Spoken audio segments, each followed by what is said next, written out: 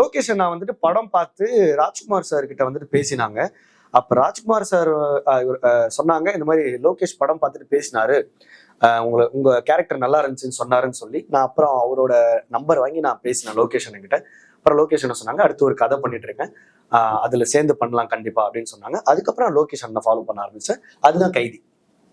ஆமா. சோ அது உடனே இப்படி இந்த மாதிரி கால்குலேஷன் எதுவும் வச்சுக்காம அதுல டிராவல் பண்ணிட்டு இருந்தாலே கரெக்டா ஒரு இடத்துக்கு வந்து அது நிக்குது. படம் பார்த்து உடனே வாய்ப்பு வந்து வருதுன்றது அவ்வளோ ஈஸி கிடையாது.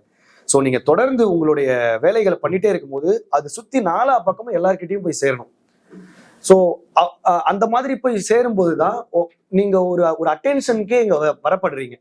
அப்படி அட்டென்ஷனுக்கு வரும்போது பரவாயில்ல, இவரை ஒரு 2-3 படத்துல பாக்குறோம் அப்படின்ற அந்த ஒரு விஷயம் வரும்போது ஒரு சிலது நடக்குது. ஆனா ரங்கூன் முடிச்சதுக்கு அப்புறம் நல்ல விஷயம் என்னன்னா